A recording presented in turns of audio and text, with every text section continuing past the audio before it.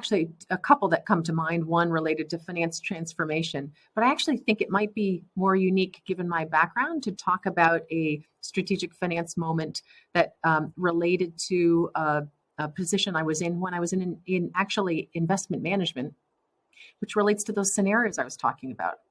So while I was working in MassMutual's investment management subsidiary, now called Barings, I was asked by our MassMutual CEO at the time, just as the very beginning of the financial crisis, if I would think about and lead whatever group I wanted to put together, a study of adverse scenarios that would help us to learn and be better prepared to manage through any of a number of different scenarios that might affect MassMutual more so than another company, so that, again, we'd be better prepared.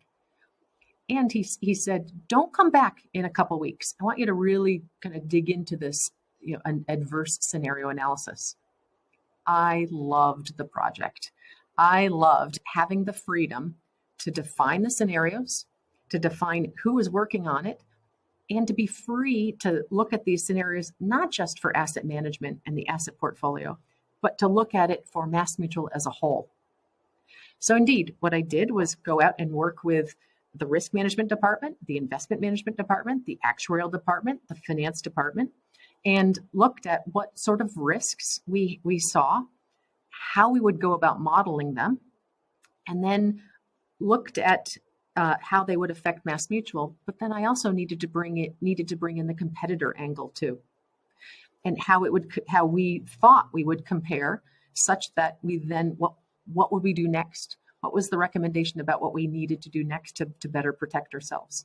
And indeed, what I looked at were concentrations in some parts of our asset portfolio, concentrations in our insurance product and protection portfolio, as well as potential external factors and what that would do. It was great fun. I also showed what the accounting impact would be, because I was working with finance. I then presented this information after 4 months of work on it with the team, presented it to senior management. And they had said, this is exactly the kind of analysis we want to see. And as a result of that, I did more of that when I was in risk management. But I've done more of that, and I brought it more of that analysis, the data-driven analysis we were talking about, to finance. Because while in risk, you're very much focusing on these tail risks, in corporate finance, I believe it's very important to look at where do you think the company is going around the baseline scenario. So don't look for the crazy tail risks. Focus on what are the different things that can happen now. And as a result of doing that scenario analysis and showing how I like to do it, as well as how I thought it should and could be done, we do that regularly and have done it. For example, in the COVID crisis, what might happen if this is a pandemic like 1918? What happens? What else might it cause?